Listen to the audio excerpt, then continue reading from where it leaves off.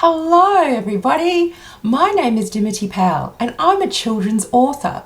I love writing stories for children, but I actually love reading them even more. Not always my own stories, but anybody's stories. In fact, I would do it 24 hours a day if I could, because I love visiting other places, meeting new people and going on exciting adventures, or even weird scary ones. Now, I have a book that I've recently read and reviewed, because I've also reviewed children's books as well, so that I can share them with you all. And this book is called The Mud Puddlers by Pamela Rushby. It's an Australian book put out by Walker Books Australia. Pamela Rushby is a very well-known children's author who does a lot of historical narrative fiction as well. She researches her stories really in depth, so much so that she actually goes to the places where she sets her stories. This, The Mud Puddlers, as you can see here, is her latest novel, and it's a middle grade novel. So it's suitable for between 10 to 14-year-olds, maybe as young as 8 and 9-year-olds, depending on their reading ability and interests as well. And the reason I love it is because it sums up everything I love about stories. It makes me feel like I'm really there in the place where it's taking place, the setting. And The Mud Puddlers also makes me feel like a kid again, so I really love that. It's about Nina, a 12-year-old girl, an Aussie girl, who has been sent to spend the Christmas in London, England with her Aunt Bee. Now that doesn't sound too bad, doesn't it?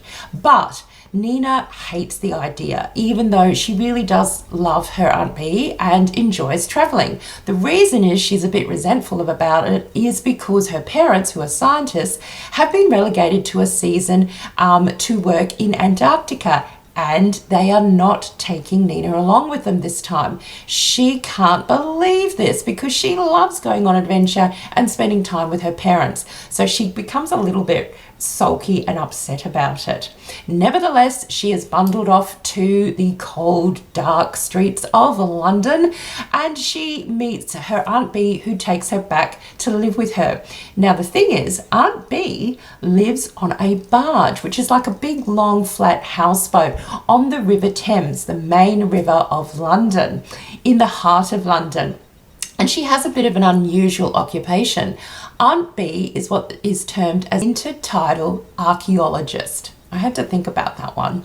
And what that means is she is like a normal archaeologist, but her work revolves underground in the mudflats of the Thames River, and it's dependent on the tides. Now, do you like beachcombing? Well, there is such a thing as mudcombing, better known as mudlarking, which is like beachcombing only through the mud.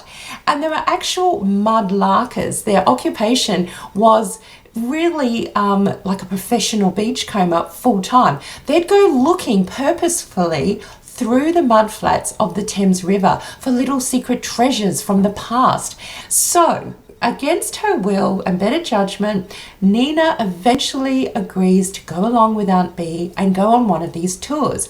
And she finds a little thimble hidden in the mud, the first go that she has, the first search. She's enraptured by it, not only because it's a piece of history she's dug up, but also because this little thimble miraculously, weirdly, seems to be a portal into the past for Nina. So not only are the historical aspects of this particular story really interesting and engaging, but also the setting, the type of atmosphere that Pamela Rushby creates around the story is magnificent. And I reckon that most kids will really enjoy that.